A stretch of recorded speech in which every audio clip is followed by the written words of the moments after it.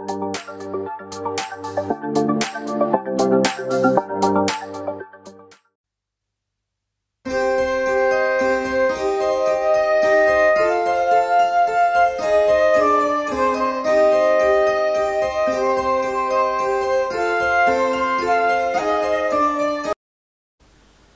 Lord. पुन्हा एकदा सर्वांचं मनःपूर्वक स्वागत.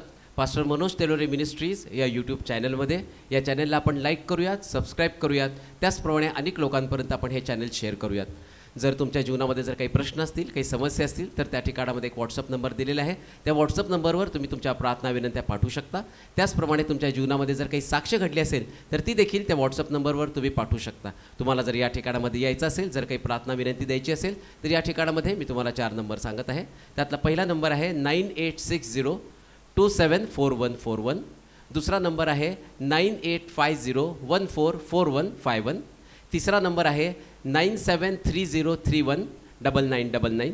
आणि चौथा नंबर आहे 9922882179.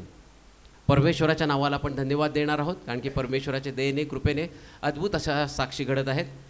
एका बहिणीने पास्टरांना सांगितलं, फोन केला होता आणि त्यांनी सांगितलं की त्यांच्या मुलीची जी मैत्रीण आहे तिला 4th स्टेजचा कॅन्सर आहे आणि आता डॉक्टरने तिला केमो सांगितलेलं आहे. आणि केमो सांगितल्यानंतर त्यानंतर बरेच वेगवेगळे परिणाम शरीरावर होतात.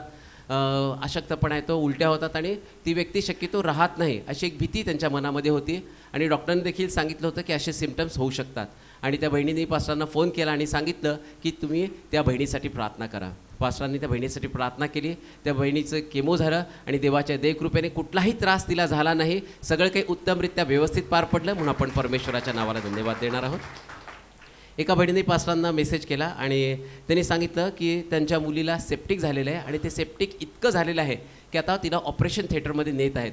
तर पास्टर तिचं ऑपरेशन व्यवस्थित व्हावं म्हणून तुम्ही प्रार्थना करा. पास्टरांनी त्या बहिणीसाठी प्रार्थना केली आणि त्यांनी साक्ष सांगितलं की ज्यावेळेस ते बाहेर आले ऑपरेशन झाल्यानंतर परमेश्वराने अद्भुतरित्या सगळं सेप्टिक काढून टाकलं आणि पूर्ण आरोग्य त्या बहिणीला मिळालं, म्हणून आपण परमेश्वराच्या नावाला धन्यवाद देणार आहोत. एका बहिणीने पास्टरांना फोन केला आणि त्यांनी सांगितलं की बरेच दिवस झाले त्यांचे पती त्या बहिणीबरोबर बोलत नाहीत आणि ती फोन करण्याचा प्रयत्न करते, फोन देखील ते उचलत नाहीत. आणि आता एवढंच नाही तर तिचा नंबर देखील त्यांनी ब्लॉक केलेला आहे आणि ते फोन पण उचलत नाहीत. आणि परिस्थिती अशी गंभीर होती. आणि मग शेवटी त्यांनी पास्टरांना फोन केला. पास्टरांना सांगितलं की पास्टर माझ्यासाठी तुम्ही प्रार्थना करा.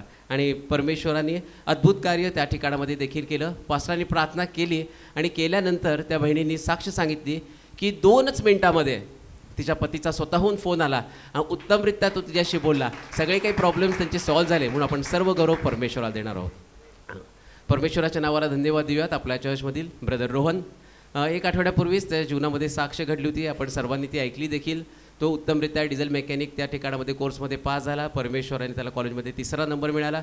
त्यानंतर जे ST महामंडळ असतं त्या ठिकाणामध्ये एक लिस्ट लागत असते आणि त्या लिस्टमध्ये जे मुलं आहेत त्याचं सिलेक्शन त्या ठिकाणामध्ये केलं जातं. आणि ही सगळी परिस्थिती होत असताना तो खूप टेन्शनमध्ये होता. आणि मग त्या टेन्शनमध्ये असताना एक गोष्ट त्याला आठवली की वर्ष झाले किंवा 6 महिने झाले असतील तो पास्टरांबरोबर वेगवेगळ्या ठिकाणामध्ये सेवेसाठी जात आहे. आणि एक गोष्ट त्याला कळली की पास्टरांबरोबर सेवेमध्ये गेल्यामुळं परमेश्वर त्याला आशीर्वाद करत आहे. हे सगळं काही घडत आहे ते परमेश्वर घडत आहे. आणि एकदा पास्टरांचं वचन चालू होतं. वचन चालू असताना पास्टरांनी त्या ठिकाणामध्ये सांगितलं की काही लोकांना उशीर होऊ शकतो, पण परमेश्वर गव्हर्नमेंट आहे आणि तो गव्हर्नमेंट जॉब तुम्हाला देऊ शकतो. आणि नीलू ब्रदर त्या ठिकाणामध्ये होते आणि नीलू ब्रदरने त्याला सांगितलं की पास्टरांचे हे शब्द आहेत, तू पटकन आमेन म्हण. आणि तो म्हणला हो, मी त्या शब्दांना ग्रहण केलेलं आहे आणि मी त्याला त्या ठिकाणामध्ये आमेन पण म्हणलेलं आहे. आणि 2 दिवसापूर्वी ज्या ठिकाणामध्ये ST महामंडळाची लिस्ट त्या ठिकाणामध्ये लागली, त्या लिस्टमध्ये आणि सोलापूरच्या या ठिकाणामध्ये महामंडळामध्ये रोहनच्या लिस्टमध्ये नाव लागलं. म्हणून आपण सर्व गौरव परमेश्वराला देणार आहोत. आणि ही वेळ आहे परमेश्वराच्या वचनाची. ख्रिस्त येशूमध्ये आपल्या सर्वांचं स्वागत करतो. प्रभूला धन्यवाद देतो आजच्या दिवसाबद्दल. समर्पण झालं आणि समर्पणानंतर जसं बाळाला नाव दिलं जातं असं लिहिलं की प्रभू येशू ख्रिस्त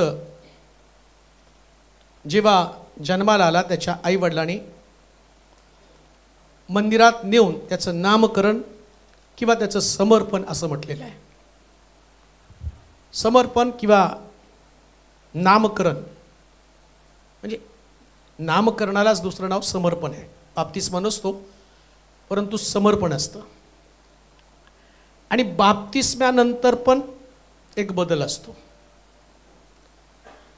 बऱ्याच वेळा बाप्तिस्मा म्हणजे एक्झॅक्ट काय ते समजत नसतं. अनेक लोक त्याला म्हणतात ते धर्म परिवर्तन. कोणी म्हणतं तो एक विधी, ख्रिस्ती होण्याचा एक विधी. परंतु बायबल सांगतं की बाप्तिस्मा म्हणजे जीवन परिवर्तनाची पायरी. 3 गोष्टी या बाप्तिस्म्यामध्ये सांगितलेल्या आहेत: मरण, पुरण आणि पुनरुत्थान. पुरण म्हणजे पूर्ण. एक व्यक्ती बाप्तिस्मा घेतो म्हणजे त्याचं मरण होतं. म्हणजे एक व्यक्ती मेला. आता मेल्यानंतर त्याला पूर्ण आवश्यक आहे. आणि आम्ही पाहतो की गोव्यामध्ये गेल्यावर एक फादर, त्याची डेड बॉडी अजून तशीच आहे. म्हणजे त्याला पुरलं नाही. आणि पुरलं नसल्या कारणानं जेव्हा तुम्ही त्याच्या शरीराकडे बघता त्यास ते शरीर संकुचित, म्हणजे पहिल्यासारखं ते नसतं. मग पुरण्याची प्रोसेस म्हणजे नेमकं काय? पूर्ण म्हणजे तुमचं शरीर मातीमध्ये टाकून देणं. बाप्तिस्मा म्हणजे मरण. आज 3 लोक मेलेत. 3 लोक मेले: एंजल, अभिषेक आणि ओंकार. पण आता त्याला ओंकार नाही म्हणायचं, आता त्याला यहोशुवा म्हणायचं. ओंकार नाही. त्याच्या घरच्यांची इच्छा होती की त्याचं नाव बदलावं. तो यहोशुवा, तो आधी ओंकार होता, तो मेला. आता पूर्ण का आवश्यक आहे ते मी तुम्हाला सांगणार आहे. समजा शरीर पुरलं नाही, जसं आम्ही पाहतो की त्या गोव्यामध्ये ते शरीर पुरलं नाही, पण ते आहे तसंच. त्या शरीराला अजून पण लोक ओळखतात. ते फादरचं नाव मला माहित नाही, की जो संत आहे तो फ्रान्सिस, सेंट फ्रान्सिस. आणि त्याचं शरीर त्याच्या नावाने ओळखलं जातं. आता पुरायचं नेमकं काय? त्याचं शरीर पुरलं नाही म्हणून अजूनही त्याला म्हणतात सेंट फ्रान्सिस. पण आमचे जे वाडवडील होते किंवा आमचे कोणीतरी वयस्कर लोक जे जग सोडून गेले त्यांना पुरलं.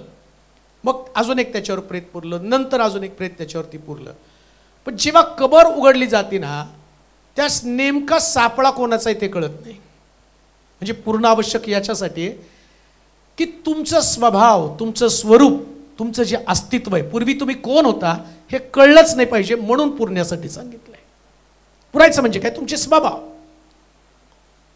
जसं ओंकारचा पूर्वीचा स्वभाव काय, एंजलचा पूर्वीचा स्वभाव काय, पुरल्यानंतर सगळं शरीर नष्ट केलं जातं. कुठलेच अवयव दिसत नाही. डोळे दिसत नाहीत, कान दिसत नाही, नाक दिसत नाही, हार्ट दिसत नाही, काहीच दिसत नाही. आतमधले किडनी दिसत नाही, डोळे पण काय गेलेले आहेत.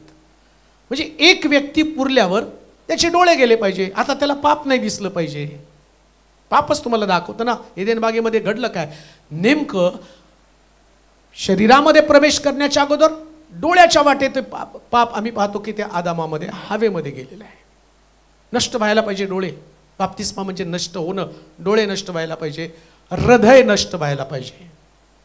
आतमधलं हृदय ते खाल्लं पाहिजे, किड्यांनी खाल्लं पाहिजे. आता तुम्हाला हृदय नसलं पाहिजे. कार म्हणजे नेमकं काय केलं पाहिजे? हृदय तुटतं हो, दुःखी होतं, निराश होतं, डिप्रेशनमध्ये जातं. सगळं हृदयाचा खेळ आहे. आता हृदयच नाहीचं झालं ना, आता कसं तुटणार आहे?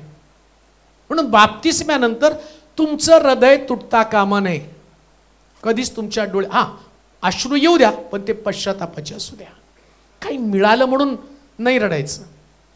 तर प्रभू बरोबर जसं पौल म्हणतो, मी ख्रिस्ताबरोबर चालतो आणि माझं चालणं रोजचं ख्रिस्ताबरोबर मरण्यासारखं चाललंय.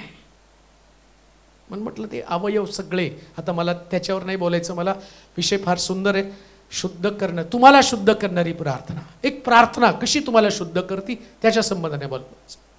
मरण, पहिले म्हटलं मरण, त्यानंतर पूर्ण.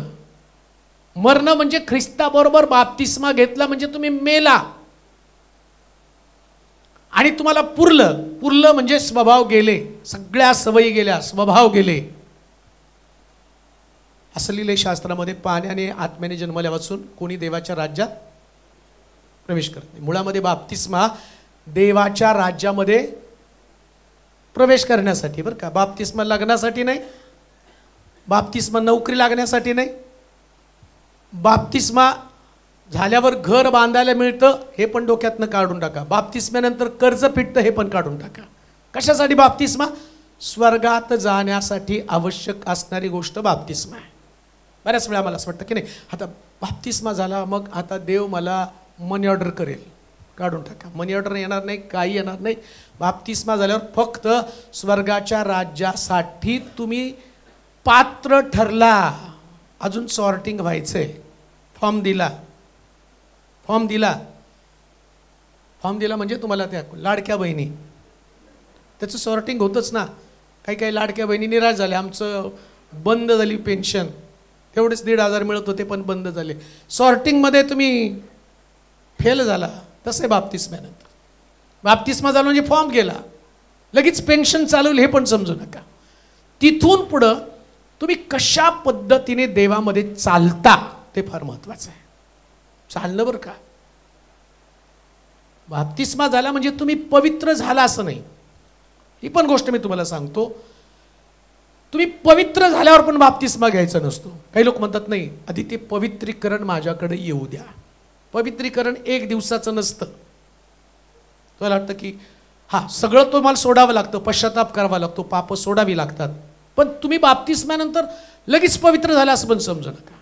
तुमच्याकडनं चुका होणार, तुमच्याकडनं काहीतरी चुकणार आहे.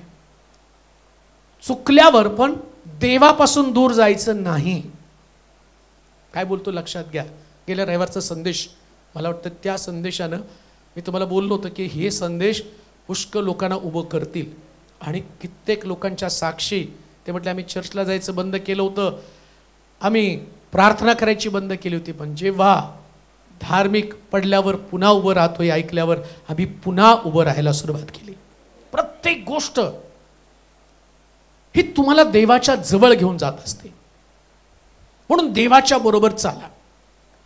तिसरी गोष्ट, बाप्तिस्मा म्हणजे मरण पूर्ण, आणि तिसरं पुनरुत्थान.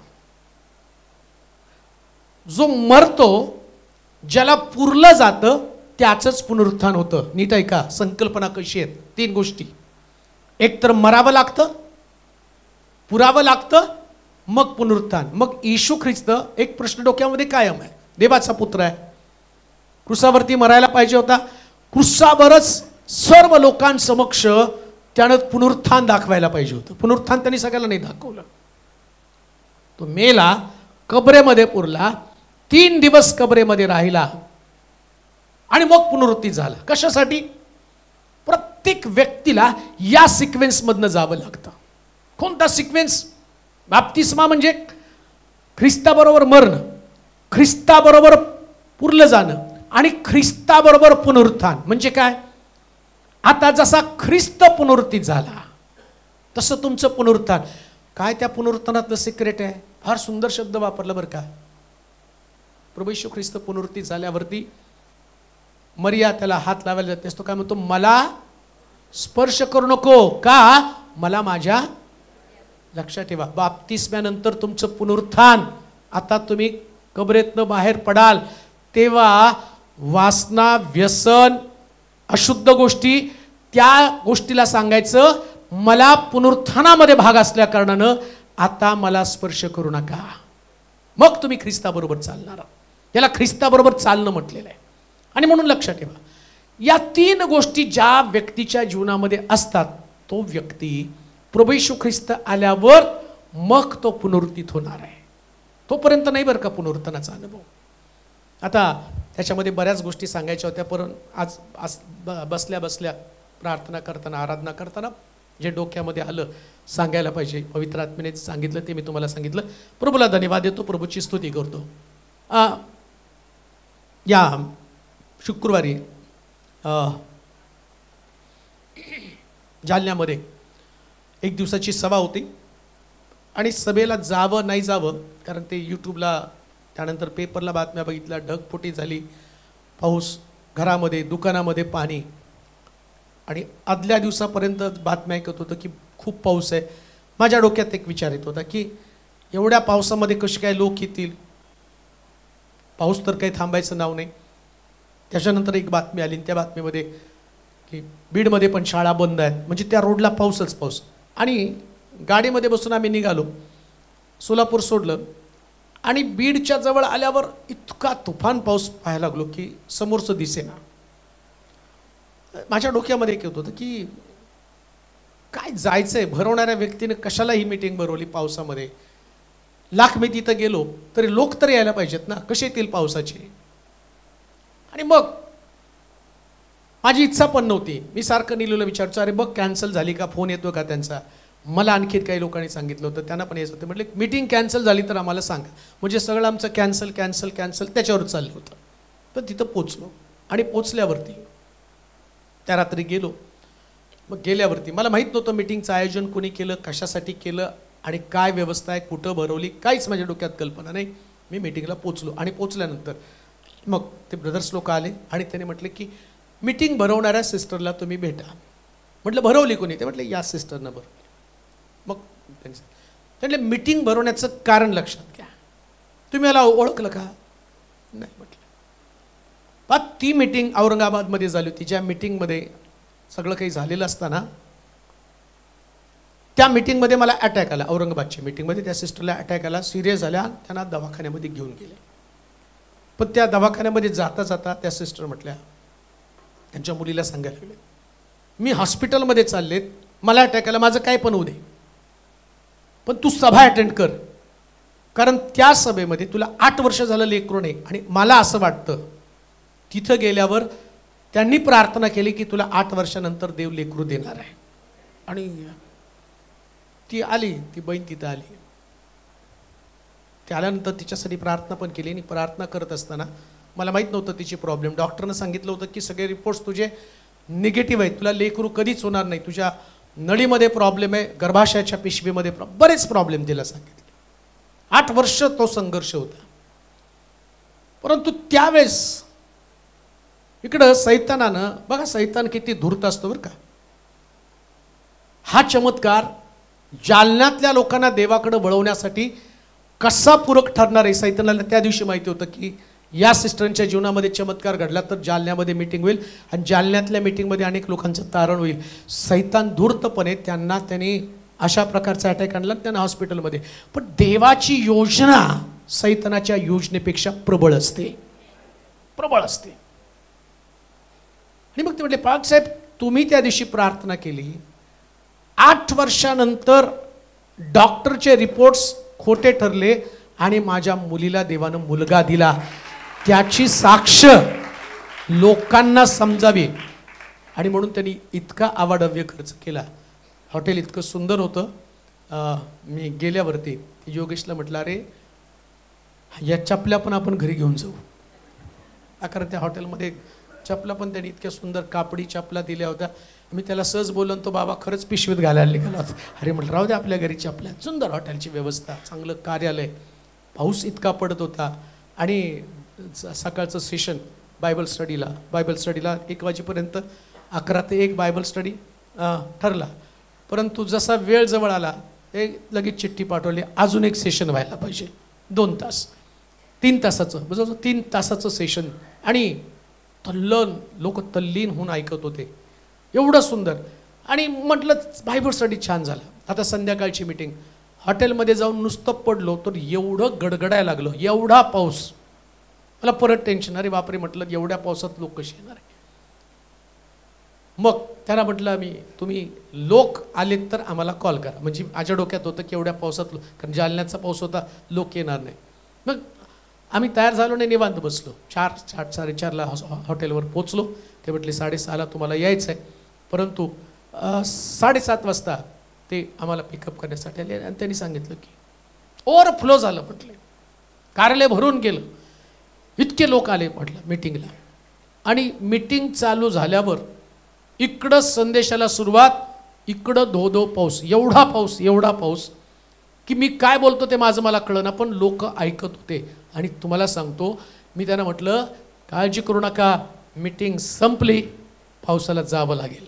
आणि तसंच घडलं. मीटिंग संपली, प्रार्थना झाल्या आणि पाऊस गायब झाला. परमेश्वर खूप मोठ्या प्रमाणात काम करत आहे, खूप मोठ्या प्रमाणामध्ये. देह अशक्त आहे पण आत्मा उत्सुक आहे. तुमचा देह हा तुमच्यावरती राज्य करता कामा नये. तुम्ही देहावरती राज्य करता आलं पाहिजे. देहावरती राज्य करा. म्हणून प्रभूच्या कामासाठी समर्पित होत असताना एक ध्यास लागला पाहिजे, एक अंतःकरणामध्ये प्रार्थना असली पाहिजे की देवा आत्म्यांचा उद्धार आणि तारण होते. बस, आत्म्यांचा उद्धार आणि तारण. येशू ख्रिस्त पृथ्वी तलावरती आल्यावर त्याचं मिशन पक्क होतं. हरवलेले शोधण्यासाठी मी आलो. कशासाठी? देवाच्या पुत्रानं या पृथ्वी तलावरती त्याचं येणं केलं. स्वर्गातलं वैभव त्याच्याकडे असताना या पृथ्वी तलावरती येऊन त्यानं नेमकं केलं काय? त्यानं स्वर्ग भरला. स्वर्गामध्ये येणाऱ्या लोकांची रांग लावली. मग त्याच्यामध्ये तुम्ही पाहता जकातदार बोलवले. हर प्रत्येक पापी व्यक्ती त्याच्यासाठी त्यांनी स्वर्ग खुला केला. त्याचं मिशन होतं. पाप मनुष्यावरती राज्य करतं, मनुष्याला अशुद्ध करतं, पण पापापासून सुटका देणारं एक सुंदर असणारं चरित्र त्याने घडवलं. आणि या चरित्रामध्ये जर येशूचे शिष्य तुम्ही बघितले तर सगळे नाकारलेले, अव्हेरलेले, आणि सगळ्यांमध्ये जर तुम्ही गुण पाहिले, एकही परिपूर्ण असा येशूचा शिष्य नव्हता. तो विद्वान, धार्मिक, चांगल्या लोकांची निवड करून आपल्याबरोबर घेऊन जाऊ शकला असता. पण जर तुम्ही बघितलं या शिष्यांच्या क्वालिटी, अहो थोमा, काय त्याच्यामध्ये विश्वास आहे? बिलकुल विश्वास नाही आहे. काय पेत्र शिव्या देतो, काय योहान अँग्री यंग मॅन, स्वर्गात अग्नी पाठवून नाश करून टाका यांचा. एकामध्ये पण क्वालिटी नाही. पण त्याला माहिती होतं, जर मी विद्वान लोकांना घेऊन प्रचार केला, त्या लोकांना घेऊन पुढे गेलो, तर देवाच्या राज्यामध्ये सामान्य व्यक्ती येऊ शकणार नाही. पण जर मी सामान्य व्यक्तीला घेऊन सेवा केली तर प्रत्येक सामान्य व्यक्तीमध्ये एक आशा निर्माण होईल, जर प्रभू याला वापरतो तर मलाही वापरेल. असला देव कुठं सापडणार नाही. कुठंच तुम्हाला असला देव सापडणार नाही. ही क्वालिटी येशूकडे जी आहे ना, ती तुम्हाला कुठंच सापडणार नाही. परंतु स्वर्गाच्या राज्यामध्ये आम्हाला जायचंय तर आम्हाला रोज शुद्धीकरण करणं गरजेचं आहे. शुद्धीकरण. शुद्ध झाल्याशिवाय कोणी देवाच्या राज्यामध्ये जाऊ शकणार नाही. प्रकटीकरणाच्या पुस्तकामध्ये 1,44,000 लोक ज्यांच्या संबंधानं म्हटलं, ते स्वतःला त्यांनी शुद्ध ठेवलं. या शुद्ध असणाऱ्या लोकांना त्यांनी डायरेक्ट 1,44,000 12,000 लोक, 12 वंशातले 1,44,000 लोकांना त्यांनी प्रवेश दिला. मग त्याचं गणक काय होतं, मानांक काय होता त्याचा? ते सगळे शुद्ध होते. मग आता प्रश्न आहे, मी कसं शुद्ध होणार? अशी कोणती प्रार्थना जी तुम्हाला शुद्ध करणार आहे? हा, मी जेव्हा शास्त्र वाचत होतो, मला एक शुद्धीकरणाची प्रार्थना सापडली आणि अतिशय सोपी आहे बरं का ती प्रार्थना.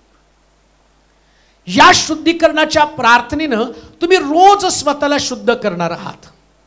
शुद्धीकरणाची प्रार्थना लक्षात घ्या. ती प्रार्थना प्रत्येक व्यक्तीला जमलीच पाहिजे, प्रत्येक व्यक्तीनं. आता नेमकी आमची समस्या काय असते माहिती का? आम्ही कितीही चांगलं वागण्याचा प्रयत्न केला तरी आमच्याकडनं पाप घडतं. हा मानवी स्वभाव आहे. किती चांगलं वागण्याचा प्रयत्न करा, याचा अर्थ मी तुम्हाला पाप करा असं म्हणत नाही, पण पाप घडल्यानंतर तुम्हाला देवापासून दूर जाण्यामध्ये पण काही अर्थ नाही ना. अशा नाही आहे. समजा पाप घडलं तुमच्या हातून, आता पाप घडल्यानंतर तुम्ही पाप करत करत मरावं ही पण देवाची इच्छा नाही. म्हणून तर गेल्या रविवारी आम्ही संदेश ऐकला, धार्मिक 7 वेळा पडला तरी पुन्हा उठेल. तुम्हाला उठायला पाहिजे, तुम्हाला स्वतःची रचना करायला पाहिजे. पण घडतं काय माहिती का? उठण्याच्या ऐवजी, नीट ऐका, एक व्यक्ती पाप करतो, पापामध्ये पडतो. आता त्याला स्वतःला रिस्टोर करायचं असतं, शुद्ध करायचं असतं. मग कसं काय शुद्ध होणार आहे तो? मला एक वचन वाचणं तुम्हाला त्याच्यासाठी आवश्यक आहे. 51 स्तोत्र 1 ते 11 वचन. स्तोत्र 51 1 ते 11 वचन. हे देवा, तू आपल्या वात्सल्याला अनुसरून, तू आपल्या वात्सल्याला अनुसरून माझ्यावर कृपा कर. माझ्या, त्याचं टायटल काय? माझ्यावर कृपा कर. शुद्धतेसाठी प्रार्थना. शुद्धतेसाठी प्रार्थना. म्हणजे तुम्हाला शुद्ध करणारी प्रार्थना. कोणती प्रार्थना आहे? वाचा. हे देवा, तू आपल्या वात्सल्याला अनुसरून, तू आपल्या वात्सल्याला अनुसरून माझ्यावर कृपा कर. माझ्यावर कृपा कर. तू आपल्या विपुल करुणेला तू अनुसरून, आपल्या विपुल करुणेला अनुसरून माझे अपराध काढून टाक. मला धु. माझा दोष पूर्णपणे काढून टाक. माझे पाप दूर करून मला निर्मळ कर. कारण मी आपले अपराध जाणून आहे. माझे पाप माझ्या पुढे नित्य आहे. तुझ्या विरुद्धच मी पाप केले आहे. तुझ्या दृष्टीनं जे वाईट ते मी केलं आहे. म्हणून तू बोलशील तेव्हा न्यायी ठरशील. निवाडा करशील निस्पृह ठरशील. पहा, मी जन्माचा पापी आहे. माझ्या आईने गर्भधारण केलं तेव्हाचाच मी पातकी आहे. पहा, अंतर्यामाची सत्यता तुला आवडते. माझ्या अंतर्यामाला ज्ञानाची ओळख करून दे. येजोबानो, माझा पापमल काढ. म्हणजे मी निर्मळ होईल. मला धु. म्हणजे मी बर्फाहून शुद्ध होईल. आनंदाचे व हर्षाचे शब्द माझ्या कानी पडू दे. म्हणजे तू मोडलेली माझी हाडे उल्हासतील. माझ्या पापांपासून तू आपले तोंड फिरव. माझे सर्व अपराध काढून टाक. हे देवा, माझ्या ठाई शुद्ध हृदय उत्पन्न कर. माझ्या ठाई स्थिर असा आत्मा घाल. शुद्धतेची प्रार्थना. आम्ही ज्या प्रार्थना करतो त्या प्रार्थनेमध्ये किती प्रार्थना आम्हाला शुद्ध करत आहेत. आणि करणार कसं आम्ही स्वतःला शुद्ध? आम्ही वचन तर ऐकलं, जन्माचे आम्ही पापी आहोत. पाप तर आमच्याकडे आहेच. पण तुम्हाला शुद्ध व्हायचं आहे आणि शुद्धतेशिवाय स्वर्ग नसणार आहे. देवाच्या जवळ पण तुम्ही जाऊ शकणार नाही. कोणी व्यक्ती शुद्धतेशिवाय देवाच्या जवळ जाऊ शकणार नाही. शुद्ध होणार कसं? आणि ती प्रार्थना तुम्ही देवाला सादर कशी करणार आहे? कशी प्रार्थना तुम्हाला देवासमोर न्यायची? पण तुम्ही जेव्हा शास्त्र वाचाल ना, तेव्हा तुमचं प्रतिबिंब, तुमचं चरित्र आणि तुम्ही स्वतः कोण आहात याचं फार जवळून तुम्हाला दर्शन घडतं. आणि मी एक गोष्ट स्पष्टपणे तुम्हाला सांगू द्या, 99% जगामध्ये जे असणारे लोक आहेत ते शुद्ध न होण्याचं कारण त्यांना शुद्धतेची प्रार्थनाच ठाऊक नाहीये. प्रार्थना आहेत पण त्या प्रार्थनेमध्ये शुद्धता नाही. पहिली गोष्ट, आम्ही प्रत्येक जण पापी आहोत हे तर कबूल व्हायला पाहिजे ना. जाणीवच तर व्हायला पाहिजे मी पापी आहे. आणि शैतान ती जाणीव तुम्हाला होऊ देत नाही. मुळामध्ये त्याचं काम काय? तो तुम्हाला निर्दोष ठरवण्याचा प्रयत्न करतो. जसं बागेमध्ये त्या हवेला निर्दोष ठरवण्याचं काम त्यानं केलं. देव तुझ्याशी खोटं बोलला, फळ खाल्ल्यावर तू मरणार नाही, तू देवासारखं होशील म्हणून देवानं तुला फळ खाऊ दिलं नाही. हे चांगलं आहे फळ, शहाणपणाच इष्ट आहे, दिसायला सुंदर आहे, मनोहर आहे. तो पापाची जाणीव तिला होऊ द्यायला तयार नाही. की मी जर फळ खाल्लं तर मी देवाची आज्ञा मोडणार आहे, ही कुठं जाणीव त्याला होऊ देते? लक्षात ठेवा, जेव्हा तुम्ही आत्मिक जीवन जगता, तुम्ही कितीही चांगलं वागण्याचा प्रयत्न केला तरी तुमच्या हातून ते घडत नाही. पाप घडलं जातं. आता शैतान काय करतो तुम्हाला माहिती का? तो तुम्हाला निर्दोष ठरवण्यासाठी कोणाचं तरी पाप तुम्हाला दाखवतो आणि तो म्हणतो याच्यापेक्षा तू जास्त नीतिमान आहे. संपलं. कसं काय शुद्ध होणार? कसं शुद्ध होणार आहे? तुम्ही जेव्हा प्रार्थना करताना तेव्हा तुमच्या प्रार्थनेचा गाभा काय असला पाहिजे माहिती का? की मी पापी आहे. कोण दुसरं पापी याचा विचार करू नका. पहिल्यांदा मी पापी आहे, माझ्यामध्ये चुका आहे, माझ्यामध्ये दोष आहेत. जेव्हा तुम्ही तुमचे दोष शोधायला सुरुवात कराल तेव्हा तुम्हाला दुसऱ्यांचे दोष दिसणारच नाहीत. बरं त्या दुसऱ्याच्या आता बघा, समजा एखाद्या व्यक्तीचा दोष मला दिसला, त्या व्यक्तीचा दोष दिसला तर तुम्ही कसं काय शुद्ध होणार आहे? दोष कुणामध्ये? दोष माझ्यामध्ये. शास्त्रात लिहिल्याप्रमाणे तो म्हटला की मी जन्माचा पापी आहे. दावीद म्हणतो मी जन्माचा पापी आहे, तुम्ही पण म्हणता मी जन्माचा पापी आहे. म्हणजे पाप म्हणजे दोष. आता दोष तर शोधायचे, कुणाचे शोधायचे? कुणाचे शोधायचे? स्वतःचे शोधायचे. पण सैतान इतका धूर्त आहे, तो तुम्हाला तुम्ही निर्दोष आहात आणि ती व्यक्ती दोषी आहे असं तुम्हाला दाखवतो. का तर तुम्ही अशुद्ध राहावं. दावीद सगळ्यात जास्त पाप त्यानं केलं. कुठलं पाप करायचं त्याने बाकी ठेवलं? अगदी व्यभिचाराचं पाप केलं, खून केला, घरामध्ये असणाऱ्या जर त्याच्या गोष्टी बघितल्या तर सगळ्यात जास्त पाप त्याने केली. आणि सगळ्यात जास्त शुद्धीकरणासंबंधानं तो बोलतो. त्याला माहिती नाही कसं शुद्ध व्हायचं. चुका केल्या नाहीत असं नाही दाविदानं. देवाने त्याला राजगादी दिली, मोठं स्थान दिलं, पण दावीद चुकला. सांगण्याचं तात्पर्य प्रत्येक व्यक्ती चुकती, पण धन्य ती व्यक्ती आपल्या चुका देवासमोर कबूल करून म्हणतात, देवा मी जन्माचा पापी आहे, जन्माचं पापी आहे. शुद्धीकरणाची प्रार्थना, शुद्ध होण्याची प्रार्थना. आणि या प्रार्थनेतला पहिला मुद्दा लक्षात घ्या, फक्त त्याच्या करुणेमुळं अपराध दूर होतात. हा पहिला मुद्दा आहे तुमच्या प्रार्थनेसंबंधानं. जेव्हा तुम्ही प्रार्थना करता तेव्हा तुमची धार्मिकता तुम्हाला शुद्ध करत नाही, त्याची करुणा तुम्हाला शुद्ध करते. मला वाटतं ते वचन वाचा, पहिलंच वचन. हे देवा, तू आपल्या वात्सल्याला अनुसरून, तू आपल्या वात्सल्याला अनुसरून माझ्यावर कृपा कर, माझ्यावर कृपा कर. हा, तू आपल्या विपुल करुणेला, तू आपल्या विपुल करुणेला अनुसरून माझे अपराध काढून टाक. पहा, तो म्हटला तुझ्या करुणेमुळे माझे अपराध जाणार आहेत. लक्षात ठेवा, देवाची करुणा कृपा तुमच्यावरती असेल तरच तुमचे अपराध क्षमा केले जाणार आहे. म्हणून जेव्हा तुम्ही प्रार्थना करताना तेव्हा नीतिमान म्हणून प्रार्थना करू नका. मी काय केलं, माझं जीवन कसं आहे, मी कशी सेवा करतो, मी कसं समर्पण नाही, या गोष्टी तुम्हाला एक प्रकारे मूर्ख बनवत आहेत. या गोष्टीमुळे तुम्ही देवापासून दूर जातात. असं लिहिलं, जेव्हा तो आमच्या समोर येतो त्यास आम्हाला आमच्यातली कमतरता, तोपर्यंत आमच्यामधली कमतरता मला समजत नाही.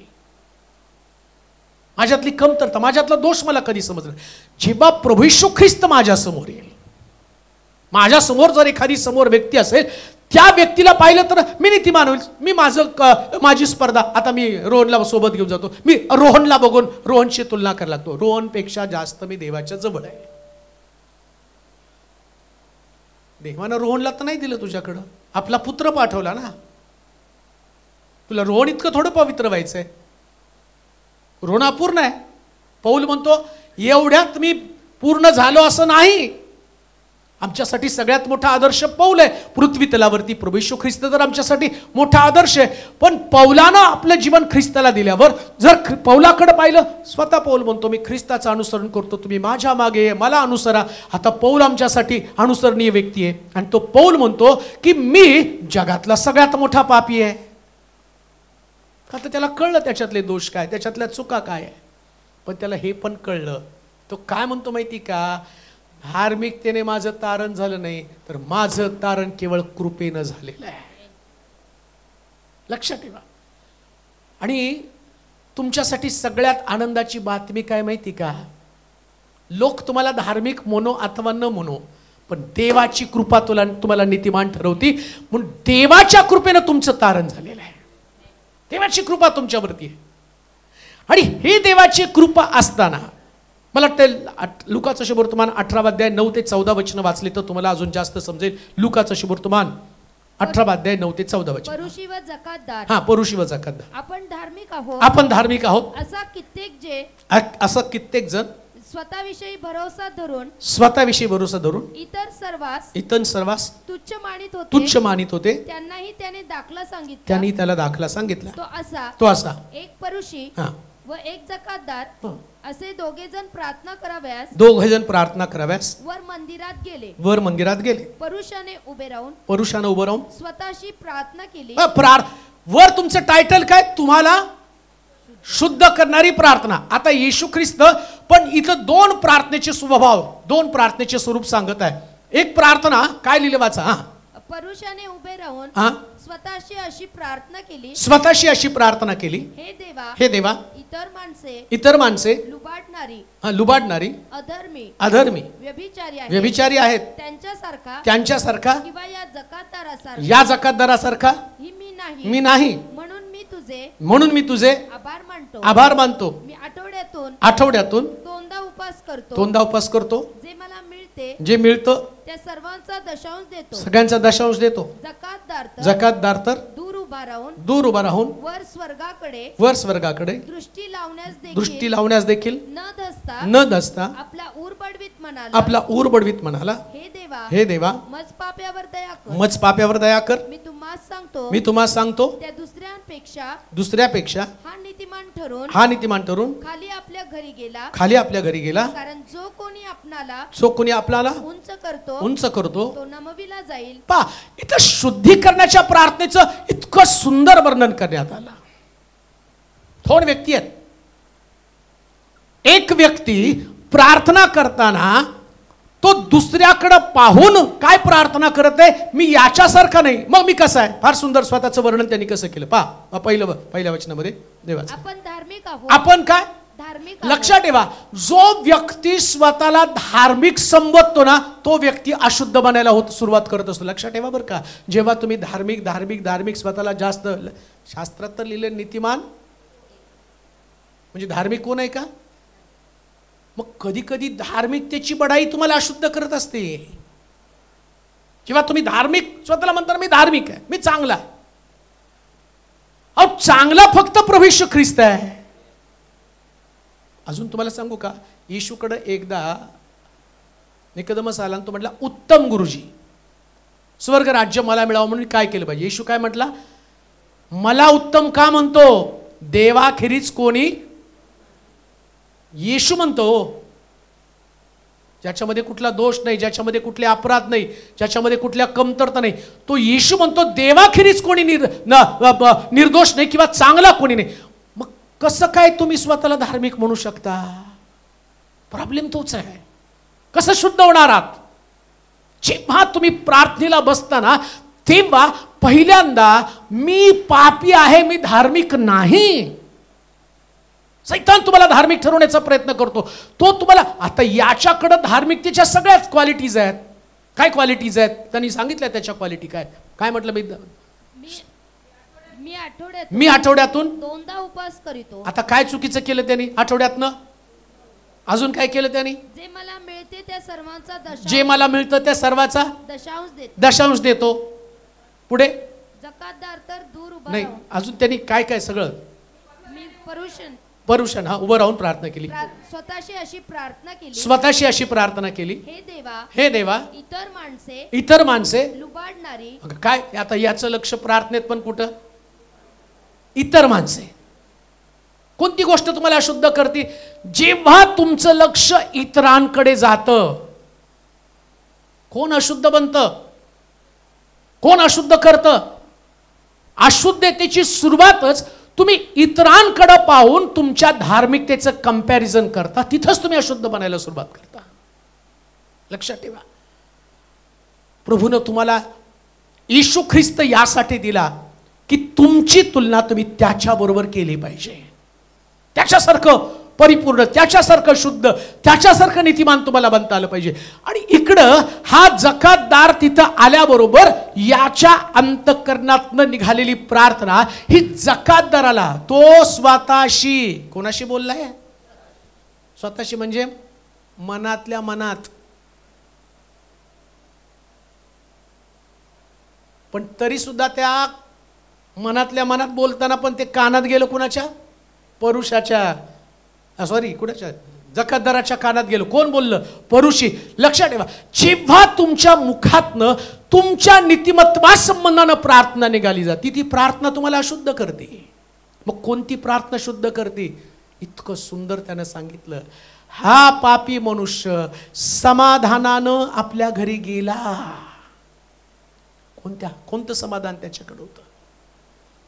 त्यानं जकातदाराला दोष दिला नाही, तो खिन्न कष्टी झाला नाही. तो त्या परुषाला दोष दिला नाही की परुषी सांगतो हा पापी आहे, हा लुबाडणार आहे, ते याच्याबद्दल त्याला वाईट वाटलं नाही. त्याला एक गोष्टीचा आनंद झाला, माझं पाप मला दिसलं. आणि शास्त्र सांगतं तो देवासमोर गेला आणि म्हटला, देवा मी पापी आहे. हे बोलल्याबरोबर बायबल सांगतं एवढं धार्मिक कर्म करणारा परुषी, याला देवानं नीतिमान ठरवलं नाही, याला शुद्ध ठरवलं नाही, पण देवाच्या कृपेचा आदर करणारा हा जकातदार, याला देवानं शुद्ध ठरवलं. म्हणून आज सकाळी एक संदेश तुमच्यासाठी, अतिशय आनंदाचा संदेश. तुम्हाला जगातले लोक दोषी ठरवतील, पण तुमची प्रार्थना तुम्हाला निर्दोष ठरवणार आहे. जगातले लोक आणि तुम्हाला अशुद्ध ठरवतील, पण तुमची प्रार्थना ज्याच्यामध्ये पश्चाताप आहे, ज्याच्यामध्ये तुम्ही कबुली देतात मी देवा पापी आहे, ही प्रार्थना देवासमोर तुम्हाला नीतिमान ठरवत आहे. आणि म्हणून शुद्ध व्हायचं तर लक्षात ठेवा, तुम्ही तुमच्या धार्मिक कृत्यानं शुद्ध होणार नाही. आताच मी वाचलं, मी शब्दाचं पालन करतो, मी उपवास करतो आठवड्यामध्ये 2दा, मी दशांश देतो, मग आता याच्यानं शुद्ध व्हायला पाहिजे, नाही शुद्ध होत. तेव्हा आनंदाने तो गेला पाहिजे, तो आनंदाने जात नाही. उलट येशू म्हणतो, वाचा ते सगळं वाचा म्हणजे तुम्हाला कळेल. मी आठवड्यातून 2दा उपवास करतो, जे मला मिळतं त्या सर्वांचा दशांश देतो, सगळ्यांचा दशांश देतो. जकातदार तर दूर उभा राहून वर स्वर्गाकडे दृष्टी लावण्यास देखील न दसता. इकडं फरक काय माहिती का, याचा स्वाभिमान, याची धार्मिकता, याला गर्व किंवा अहंकार झाला. तो एकदम स्वर्गाकडे तोंड करून. कोण स्वर्गाकडे तोंड करू शकतो? लक्षात ठेवा, नम्र व्यक्तीचं दर्शन काय, किंवा एखाद्या व्यक्तीला देव शुद्ध ठरवण्याचं देवाची प्रोसेस काय. या व्यक्तीनं स्वर्गाकडे तोंड पण केलं नाही, पाहू सुद्धा शकलं नाही, इतकं स्वतःला नम्र केलं.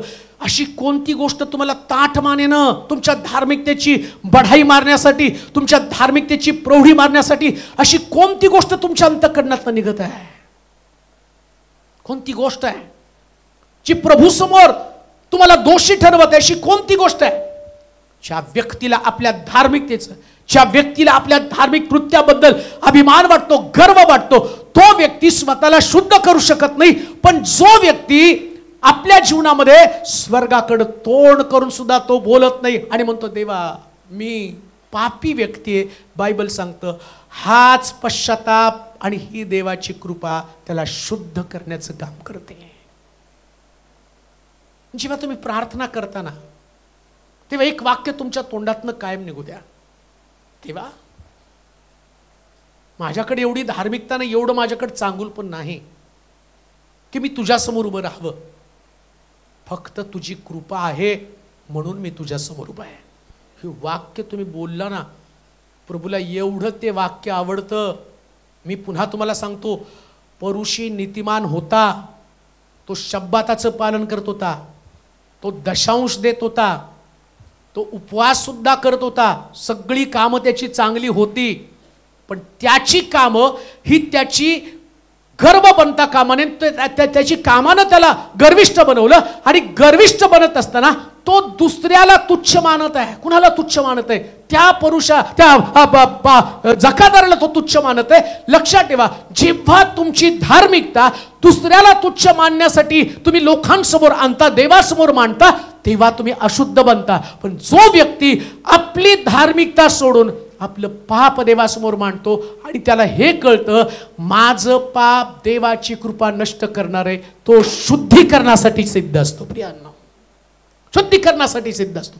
पहिला मुद्दा पुन्हा मी पाहिलं, देवाच्या कृपेमुळे तुमचे अपराध दूर होतात. दुसरा मुद्दा, तिसरं वचन 51 स्तोत्र आणि त्याचं तिसरं वचन, कारण मी आपले अपराध जाणून आहे, माझे पाप माझ्या पुढे नित्य आहे. दुसरा मुद्दा, जेव्हा तुम्ही प्रार्थना करता, आता आमच्या प्रार्थनेचा प्रॉब्लेम काय ते तुम्हाला सांगतो, सगळ्यांकडे तो आहे. रात्री झोपताना एक प्रार्थना तुमची कॉमन, आणि मला वाटतं किती लाखामध्ये म्हणावं माहीत नाही, पण बहुतेक लोक रात्री झोपताना एक दिवसभर घडलेल्या कळत न कळत घडलेल्या पापांची आम्हाला, हे कॉमन आहे. ती प्रार्थना तुम्हाला कधी शुद्ध करणार नाही. दावीद जी प्रार्थना करतो तो काय म्हणतो माहिती का? काय हो लिहिले? कारण मी आपले अपराध हा जाणून आहे. काय म्हटलं पाहिजे तुमच्या प्रार्थनेमध्ये? माझं पाप मला माहित आहे. ज्या व्यक्तीला आपलं पापच कळत नाही तो व्यक्ती कधी स्वतःला शुद्ध करू शकत नाही. रात्री झोपण्याच्या अगोदर एक गोष्ट आठवली पाहिजे, काय मी चुकलेलो आहे, काय दोष माझ्यामध्ये आहे. पुरुषाचा दोष हाच आहे, तो जकातदाराचा दोष पाहतो पण स्वतःमधला दोष पाहत नाही. अहंकार हा दोष आहे, दुसऱ्याचं पाप पाहणं हा दोष आहे. आणि आम्ही शास्त्रामध्ये आम्ही पाहतो की त्या ठिकाणामध्ये एक व्यभिचार करणारी स्त्री पकडून आणली. त्यावेळेस या लोकांनी हातामध्ये दगड घेऊन आले आणि ती दगड तिला मारत असताना आम्ही पाहतो शास्त्रातली वचनं घेऊन त्यांनी त्याच्यासमोर मांडले. परंतु येशू ख्रिस्तानं त्या सगळ्यांचं पाप जमिनीवरती लिहिलं. का? कारण ते त्यांचे दोष दाखवत नव्हते. कुणाचे दोष दाखवत होते? त्या स्त्रीचे दोष. म्हणून ते शुद्ध झाले नाही. आणि येशू तिला काय म्हणतो, बाई तुला कोणी दगड मारला नाही का? ती म्हटली नाही. जा मी तुला क्षमा करतो, इथून पुढे पहा. मग तिला प्रभूनं शुद्ध केलं ना, का तर तिने दोष दाखवले, आपल्या चुका प्रभू समोर कबूल केल्या. होय मी दोषी आहे. तिने आता बघा एक गोष्ट तुमच्या लक्षात येते का? तिथं जर आपल्यापैकी कोणी असतं ना तर येशू बोलायला लागला ना, बाई तुला कोणी क्षमा केली नाही का? म्हणले हा पकडायला मला सगळे आले, सगळेच पाप केले निघून गेले, देवा त्यांना कोण दगड घालणार आहे? ती तशी नाही बोलली, तशी बोललीच नाही. ती तिला माहिती आहे मला निर्दोष करणारा माझ्या समोर आहे. मला माहिती मी चुकले, मला माहिती माझ्यामध्ये दोष आहे, मला माहिती माझ्यामध्ये पाप आहे. परंतु माझा प्रभू आता या लोकांना दगड खाली टाकण्यासाठी त्यानं त्यांचं पाप त्या ठिकाणामध्ये लिहिलं. परंतु लक्षात घ्या या ठिकाणामध्ये येशू म्हणतो जा मीही तुला क्षमा केली. का क्षमा केली? हा दोष माहिती असले पाहिजे, चुका माहिती असल्या पाहिजेत. कधी कधी आम्हाला आमच्या चुका कळतच नाहीत आणि सैतान तुम्हाला चुका दाखवणारच नाही. तो तुमच्या डोळ्यावरती पट्टी लावतो. तुमचं अंतःकरण, या अंतःकरणामध्ये नको त्या गोष्टी, तो सारखा तुम्हाला निर्दोष निर्दोष निर्दोष ठरवत असतो. निर्दोष आहे तुम्ही, याच्यापेक्षा चांगलेत, तुम्ही त्याच्यापेक्षा चांगलेत. जे परुषाच्या बाबतीमध्ये घडलं, हा परुषी धार्मिक आहे, पण तो परुषी धार्मिक असल्या कारणानं त्याच्यामध्ये आता त्याच्यात चूक कोणती होती? परुषामध्ये कोणती चूक होती सांगा बरं? उपास करत होता, दानधर्म करत होता, शब्दाचं. मग आता चूक कोणती त्याच्यामध्ये? दुसऱ्याचं पाप बघत होता, ही चूक आहे. समजतंय का तुम्हाला? जेव्हा तुमची धार्मिकता तुम्ही वाढवत असता तेव्हा दुसऱ्यांचे दोष बघणं हे सगळ्यात मोठं पाप आहे. मग इथं तो काय म्हणतो दावीद? माझं पाप वाचा परत वाचा. कारण मी आपले अपराध जाणून आहे. माझे पाप माझ्या पुढे नित्य आहे. कुणाचं पाप नित्य आहे? बोला बोला बोला. शुद्ध व्हायचंय ना, मग कुणाचं पाप दिसलं पाहिजे? पण स्वतःचं पाप दिसण्याच्या दुसऱ्याचं पाप कसं काय शुद्ध होणार सांगा बरं? कसं शुद्ध होऊ शकता? शुद्ध होण्यासाठी तुमचं दोष दिसले, तुमच्याच. लक्षात घ्या तुमच्या पापाचा हिशोब तुम्हाला रोज ठेवावा लागणार. आमेन म्हणाल का? रोज. मला राग आला, हो प्रभू आज मी रागावलो, माझं मन अस्वस्थ झालं, अशांत झालं, बेचैन झालं, मला लोभ आला, ते मी कबूल केलं. एक गोष्ट शास्त्रामध्ये मला वाटतं तुम्ही ते वाचा, म्हणजे दुसरे राजे 5 अध्याय 23 पासून 27 पर्यंतची वचनं तुम्हाला समजतील. दुसरे राजे 5 अध्याय 23 पासून 27 पर्यंतची वचन वाचा. नामान म्हणाला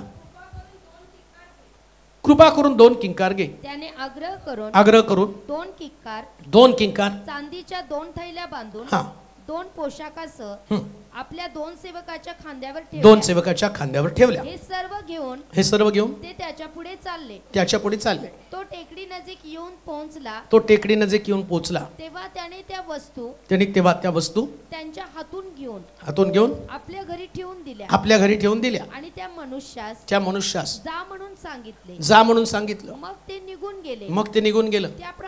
त्याप्रमाणे तो आत जाऊन आपल्या धन्यापुढे उभा राहिला. अलिशा त्यास म्हणाला, गेहजी तू कोठून आलास? त्याने त्यानं म्हटलं आपला दास कोठेच गेला नव्हता. तो त्यास म्हणाला तो पुरुष तुला भेटावयासाठी आपल्या रथावरून उतरून मागे फिरला. तेव्हा माझे लक्ष तिकडे गेले नव्हतं काय? चांदी, वस्त्रे, जैतुनाचे बाग, द्राक्षाची फळे, शेरडे मेंढरे, गुरढोर, दास दासी घेण्याचा हा समय आहे का? तर नामानाचे कोड तुला व तुझ्या संतानाला निरंतर लागून राहील. कोड अशुद्ध आहे असं लिहिलंय. याजकानं एखाद्या व्यक्तीला कोड झालं तर त्या व्यक्तीनं काय करायचं? तर शुद्धीकरणाच्या नियमाप्रमाणे तुम्हाला माहिती, ओल्याचं अर्पण वगैरे बरेच गोष्टी मी तुम्हाला खूप वेळा सांगितले, ते सांगायचं नाही. पण असं म्हटलं की ते शुद्ध होण्यासाठी त्यानं दोन होले अर्पावेत, एक सोडावा, एक कापावा, आणि मग त्याचं रक्त काय म्हणतात कानपटीला, कानाच्या पाळीला, उजव्या हाताच्या अंगठ्याला, बोटाला लावावं. हा शुद्धीकरणाचा नियम आहे. आणि मग जेव्हा एखादा कुष्ठरोगी शुद्ध होतो तर कुष्ठरोग्यानं शुद्धीकरण करण्यासाठी किंवा तो शुद्ध झाला हे याजकाला दाखवावं असा नियम आहे. कुष्ठरोगापासून शुद्ध होण्यासाठी याजकाला त्यांनी दाखवायचं की मी आता शुद्ध झालो का नाही, तुम्ही ठरवा. आता इथं या असणाऱ्या गेहजीला हे कोड आलं आणि तो अशुद्ध झाला. कुठल्या कारणाने अशुद्ध झाला? गेहजी तर अलिशाचा सेवक आहे. ऐका बरं का, फार सुंदर आहे. आता या गेहजीनं अलिशा बरोबर चालताना अनेक अद्भुत चमत्कार बघितले. विधवेचं तेल कसं वाढलं हे पाहिलं बरं का त्यानं. विधवेच्या घरामध्ये जेव्हा दुष्काळ होता, त्या दुष्काळाच्या परिस्थितीमध्ये कर्ज झालेलं होतं आणि कर्जामध्ये सावकार येणार होता आणि मग मुलाला घेऊन जाणार होता. तर तो गेला, अलिशा गेजी दोघं पण गेले. त्यानं पाहिलं या विधवेच्या घरातले भांडे कसे काय तेलानं भरले ते सुद्धा त्याने त्या ठिकाणात पाहिलं. मातीच्या भांड्यामध्ये जेव्हा त्या शिष्यांनी जाऊन कडू भाजी आणली आणि त्या मातीच्या भांड्यामध्ये ती शिजवली तर ते म्हटले याच्यामध्ये मरण आहे. अलिशानं ते कडू पण घातलेलं पण पाहिलं होतं, गेहजीनं ते पण पाहिलं. अलिशाने एवढा मोठा चमत्कार. आता एवढे मोठे चमत्कार पाहिल्यावर गेहजीला हे कसं लक्षात आलं नाही? मी तिकडं जाताना या माझ्या गुरुकडं इतकी अचाट शक्ती, इतकं अफाट सामर्थ्य त्याच्यामध्ये की मी जर त्याच्याकडनं, त्या असणाऱ्या नामानाकडनं वस्त्र घेतली, चांदी घेतली तर माझा असणारा धनी मला कसं काय पाहणार नाही? पण त्यांनी काय केलं? लपवून आपल्या तंबूमध्ये ते लपून ठेवलं. हाच आमचा तंबू असाच आहे. देवाला नको असणाऱ्या गोष्टी त्या तंबूत लपून ठेवलेल्या आहेत. आमची पापं लपलेली त्या ठिकाणामध्ये. त्याचा हिशोब नाहीच आहे आमच्याकडं. पण अलिशानं सगळा हिशोब काढला हो. तो काय म्हटला? तू त्या नामानाकडनं जाताना 2 थैल्या, पोशाख, हे सगळं मी बघितलंय. सांगण्याचं तात्पर्य हिशोब तर देवाला तुमचा चांगला ठाऊक आहे. मग त्याने हिशोब घेण्याच्या ऐवजी तुम्ही हिशोब द्या ना. कोण शुद्ध होणार आहे? तुमच्या एक एक पापाचा हिशोब तुम्ही देवाला द्या. म्हणू नका माझ्याकडनं चुकून घेतलं. समर्थन करू नका स्वतःचं. जो व्यक्ती स्वतःच्या चुकांचं समर्थन करतो तो व्यक्ती शुद्धच होऊ शकत नाही.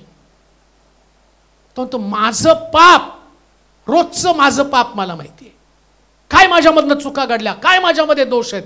लक्षात ठेवा, चुकणं हा मानवी स्वभाव आहे, पण शुद्ध होणं हा दैवी स्वभाव आहे. चुकणं मानवी स्वभाव आहे, चुका होऊ शकतात तुमच्याकडनं, पण चुकानंतर पुढं काय? शुद्ध नाही व्हायचं का? कसं शुद्ध होणार आहे? पुन्हा मी तुम्हाला सांगतो, तुमच्या एक एक चुकांची कबुली देवाकडे द्या. अजून एक गोष्ट तुम्हाला सांगू का? मी 30 वर्ष बायबलचा अभ्यास सखोलपणे केला. 30 वर्ष जेव्हा मी बसतो त्यास मला कळतं की अरे, हे शास्त्र जे आहे ना, हे सगळ्याला आतून बाहेरून बदलून टाकतं. कोणाला सुद्धा पहिल्यासारखं ठेवत नाही. त्या जाल्याला पण मीटिंगला गेल्यावरती बाहेरमधले ते ब्रदर आले. ते म्हटले की पूर्वी मारामाऱ्या करणारे, दारूबाज, व्यसनी, गुंडागर्दी करणारी ही आमची सगळी टीम होती. हे संध्याकाळी तुम्ही त्या क्वायरमध्ये भेटाल. सगळे आउटडेटेड मुलं, सगळे वाया गेलेली मुलं होती. पण प्रभूचं वचन आमच्याकडे आलं, या वचनाने आम्हाला बदललं. तेव्हा मला कळलं की जगातला प्रत्येक व्यक्तीला बदलण्याची ताकद फक्त देवाच्या वचनामध्ये. बदलतं कसं काय? कसं बदलतं? परुषानं या असणाऱ्या जकातदाराला त्याचे दोष दाखवले, परुषी अशुद्ध झाला. पण जकातदार अशुद्ध, परुषी अशुद्ध झाला, पण जकातदारानं आपले दोष पदरी घेतले आणि जकातदार शुद्ध झाला. हो, ही शुद्धीकरणाची प्रार्थना आहे. किंवा दोष पदरामध्ये बारीक सारीक असू द्या, किती पण छोटा दोष असू द्या, मी छोटे छोटे दोष प्रभू समोर कबूल करावे. देवा, तुला हे पसंत नाही ना, मला क्षमा कर, माझ्याकडनं चूक घडली, बस. आणि तुम्हाला माहिती का, देव एवढं एकच वाक्य ऐकायला उत्सुक असतो. एक वाक्य, एक डायलॉग. तुम्ही किती उपवास केले, तुम्ही किती दानधर्म केला, तुम्ही किती शब्दात पाळले, याच्याविषयी देवाला बिलकुल इंटरेस्ट नाही. तसं असतं तर पुरुषाचं सगळं मान्य केलं असतं. मी इथून एवढं मोठं प्रीचिंग केलं, देवाला त्याच्यात काही इंटरेस्ट नाही. पण जेव्हा मी घरामध्ये जाईल आणि गुडघे टेकेल आणि देवाला म्हणेल, देवा, नव्हतो रे एवढं चांगलं बोलण्याच्या योग्यतेचा, माझं पाप तू आठवलं नाही, मी खूप चुकलो, माझ्यामध्ये खूप दोष आहेत. सगळ्यांमध्ये दोष आहेत, तुमच्यामध्ये दोष आहे, पौलात दोष आहे, माझ्यामध्ये दोष आहे, सगळ्यांमध्ये दोष आहे. पण माझी दोष कबूल करणारी प्रार्थना संध्याकाळची ऐकतो ना, देव मला सगळ्या दोषापासून शुद्ध करतो. ही शुद्धीकरणाची प्रार्थना आहे. गेजीकडे ते नव्हतं. गेजीनं तंबूमध्ये वस्तू लपवून ठेवल्या आणि त्याचा परिणाम तो अशुद्ध झाला. कोण आलं त्याच्या शरीरावरती? कोणती गोष्ट लपवून ठेवू नका. देवासमोर एक सुद्धा गोष्ट लपवून ठेवू नका. जेव्हा तुम्ही गोष्टी लपवून ठेवता, म्हणून म्हटलं ती प्रार्थना बंद करा. न कळत घडलेल्या पापांची क्षमा कर. का तर तुम्हाला पटकन झोपायचं असतं, म्हणून तुम्ही त्याची प्रार्थना करता. कळत न कळत घडलेल्या सगळ्या पापांची क्षमा कर. आणि त्याच्यात म्हणता, देवा, तुला तर सगळं माहिती आहे. माहिती आहे, मग सांगायला पाहिजे तरी, पण माहिती तरी. आता एक गोष्ट मला, तुम्हाला काय लागतं ते देवाला माहिती का नाही? माहिती का नाही? तरी मागता ना. मग तेव्हा काय म्हणे, देवा, तुला तर सगळं माहिती आहे, तुला काय द्यायचं दे, मी झोपतो. तेव्हा तर भली मोठी लिस्ट, मला हे पाहिजे, मला ते पाहिजे. आणि स्वतःच्या चुका सांगायच्या त्यावेळेस माझ्याकडनं कळत न कळत घडलेल्या सगळ्या पापांची तेव्हाची लिस्ट कुठे गेली? सांगू का तुम्हाला, तुम्ही एक एक गोष्ट देवासमोर ठेवताना नीट ऐका बरं का. समजा तुम्हाला राग आला, देवा, आज मी रागावलो, तिथं देवासमोर ठेवलं, मला क्षमा कर. आता हा दोष आहे, हे अशुद्धपणा, हा खडा आहे, तुम्ही कबूल केला, ते तुमच्या जीवनातनं प्रभूनं काढलं, झाला तुम्ही शुद्ध. कबूल केलं ना, तिथं देवासमोर मांडलं ना, हे चूक आहे, माझ्याकडनं घडलंय. तुम्ही मांडल्याबरोबर देवाकडे क्षमा मागता. आणि तो काय म्हणतो, मी तुझे पाप थैलीमध्ये घालून समुद्रामध्ये डुबून टाकतो. आता कुठे तुमच्या जीवनामध्ये ते पाप? आता ते पाप तुमच्याकडे नाहीच आहे. हो, हे आम्ही प्रभूकडं. म्हणून तुम्ही लोकांनी तुम्हाला ऍक्सेप्ट करो अथवा न करो, जो तुम्हाला ऍक्सेप्ट करतो त्याच्यासमोर मांड, संपलं. तिथं लोकांचं काय संबंध आहे? लोक तुम्हाला थोडी स्वर्गात जाऊ देणार आहे, जाऊ देणार नाही. एक वचन वाचा म्हणजे तुम्हाला कळेल. त्याच्या आधी तिसरा मुद्दा, मग त्याच्यामध्ये आपण जाऊया. 51 स्तोत्र, त्याचं 4थं वचन. पहिला दुसरा मुद्दा मी पाहिला, त्याच्यामध्ये आपल्या पापाचा हिशोब देवाला द्या.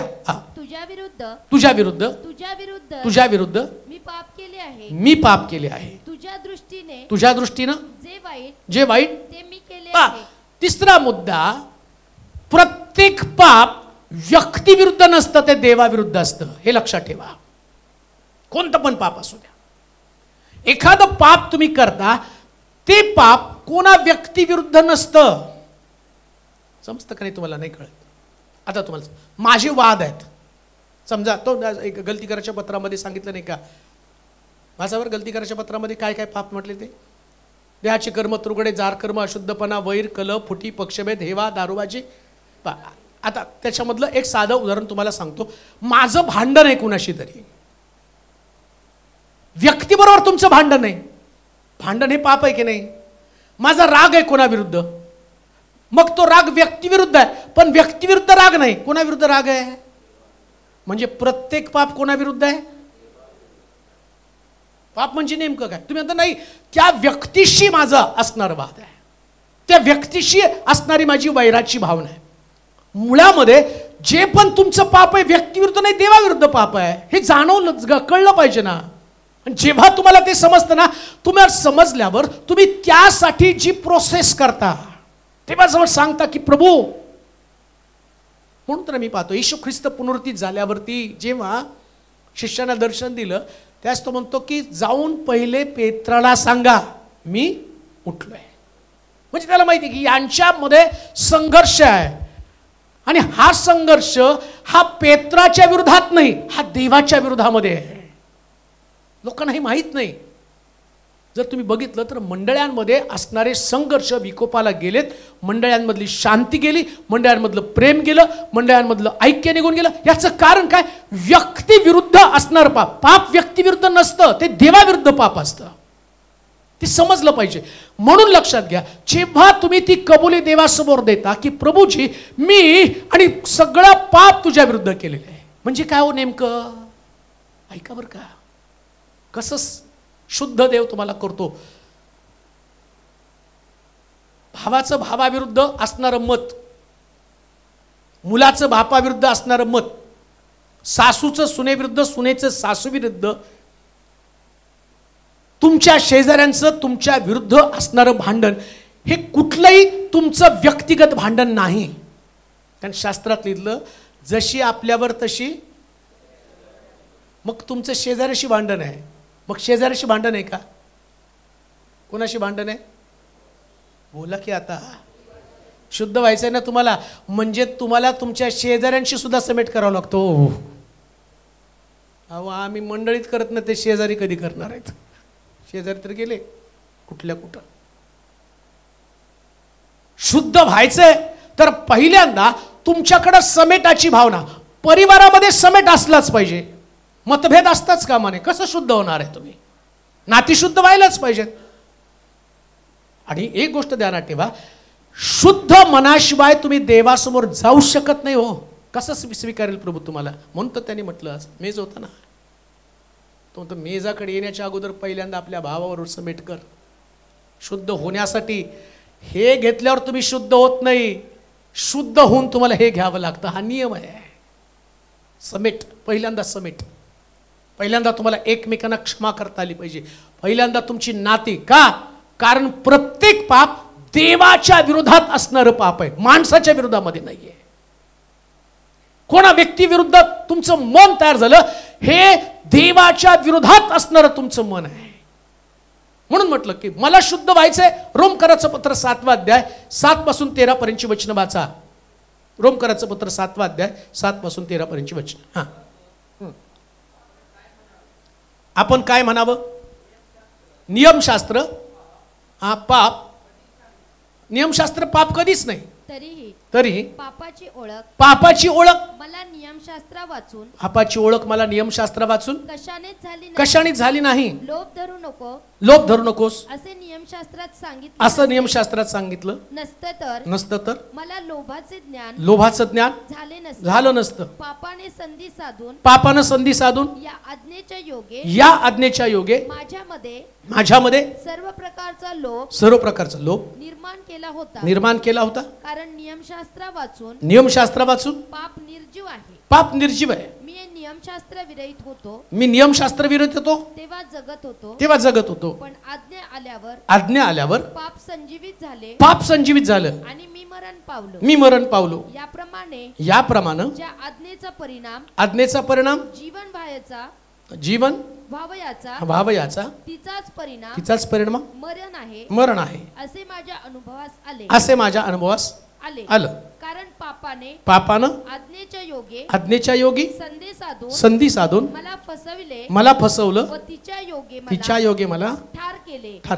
आता ते सगळं वाचत बसू नका, वेळ आपल्याकडे फार कमी. पण जाता जाता तो नियमशास्त्र नव्हतं तर पाप नव्हतं असं नाही.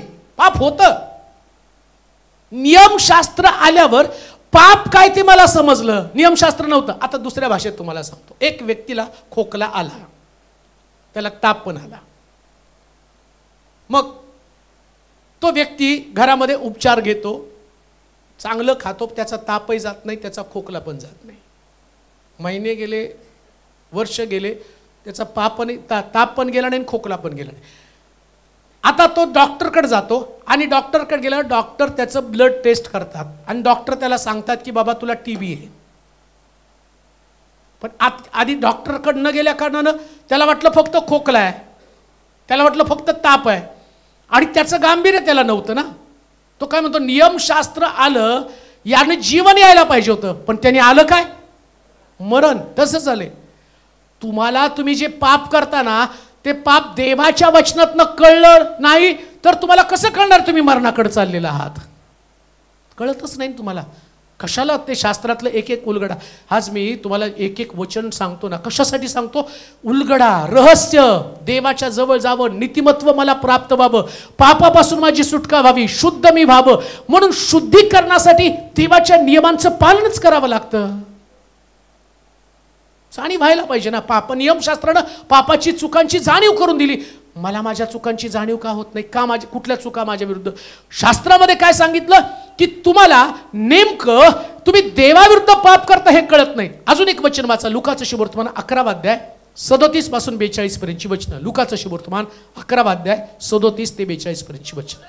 तो बोलत आहे, तितक्यात एका पुरुषानं त्यानं आपल्याकडं भोजनास येण्याची विनंती केली. मग तो आत जाऊन भोजनास बसला. त्याने भोजनापूर्वी हातपाय धुतले नाहीत असे पाहून परुषाला आश्चर्य वाटलं. परंतु प्रभूने त्याला म्हटलं तुम्ही परुषी ताटवाटी बाहेरून स्वच्छ करिता पण तुमचा अंतर्भाग जुलूम व दुष्टपणा यांनी भरला आहे. अहो निर्बुद्ध माणसांनो, ज्याने बहिर्भाग केला त्याने अंतर्भागही केला नाही का? तर जे आत आहे त्याचा दानधर्म करा. म्हणजे पहा सर्व तुम्हा शुद्ध आहे. परंतु तुम्हा पुरुषांची केवढी दुर्दशा होणार. कारण तुम्ही पुदिना सताप व प्रत्येक भाजी यांचा दशांश देता, पण न्याय व देवाची प्रीती याकडे दुर्लक्ष करता. या गोष्टी करावयाच्या होत्या व त्या सोडावयाच्या नव्हत्या. तुम्हा पुरुषांची केवढी दुर्दशा होणार. इकडं प्रत्येक पाप देवाच्या विरोधामध्ये आहे असं दावीद म्हणतो आणि शास्त्री पुरुषांना येशू हे सांगत आहे. शास्त्री पुरुषांचा प्रॉब्लेम काय? या पुरुषांनी काय केलं? बाहेरून आल्यावर हात धुवायला पाहिजे. तुम्ही अजून पण बघा, मैतीला गेल्यावरती तिथं हौद बांधावच लागतो. कुणालाच माहित नाही बरं का. नाही, मला पूर्वी कळत होतं की मैतीला जाऊन ते आमच्या म्हणजे आंघोळ कर. म्हटलं का? भूत येतं, आंघोळीने जातं. पण ते म्हणतात नाही दुष्ट आत्मा येताना मग ते. पण तो मैतीचा नियम यासाठी की तुम्ही पुरायला गेल्यावरती जेव्हा माती टाकतात तर तिथं जीवजंतू आहेत, ते मी धुतल्यावरती जीवजंतू नष्ट होतील, हा उद्देश आहे. काय भूतभीत येत नाही. आणि भूताला यायचं तर तो तुमच्या पिशवीत बसून, खिशात बसून येईल. तो कशाला मातीत बसून तुम्ही हात धुतलेत का नाही? त्याला काय एवढं तो चिप समजला काय त्याला मातीमध्ये बसून यायला? तो चांगला बसून येईल तुमच्यामध्ये. आणि त्याला बॉडी लागते हो, थोडी माती लागते. भूत आत्मा आहे आणि त्या आत्म्याला शरीराची गरज, तो तुमच्यामध्ये बसून येईल. घडलं काय माहिती का? इकडं प्रभूनं त्यांना नियम दिला होता की तुम्ही बाहेरून आल्यावर ताट धुवा, वाटी धुवा आणि तुमचे हातपाय पण धुवा. आता या नियमांचं त्यांना काय वाटलं माहिती का? देवाला शुद्धता आवडते म्हणून हात धुवायचे, वाटी धुवायची आणि पाय धुवायचे आणि जेवायला बसायचं. येशू आला, हातपाय धुतले नाही, वाटी पण धुतली नाही, बसला जेवायला. म्हटलं अरे असं कसं काय? हा कसला गुरु आहे? बाहेरून आल्यावर वाटी पण धुत नाही, हात पण धुत नाही, पाय पण धुत नाही. येशूनं वर्मावरती बोट ठेवलं. अरे तुम्ही बाहेर शुद्ध होता, शुद्धता ही आतमधली प्रोसेस आहे. आणि त्या प्रोसेसमध्ये त्याने काय सांगितलं माहिती का? इतकं त्यांच्यावरती घाव घातला. तुम्ही भाजीचा, पुदिनाचा, अजून कशाचा, सब्जीचा, सताप त्याचा पण दशांश देता. अजून काय करता? न्याय व देवाची प्रीती, न्याय व देवाची प्रीती याकडे दुर्लक्ष मुख्य भाग काय? न्याय. कुणाचा न्याय? स्वतःचा. माझं पाप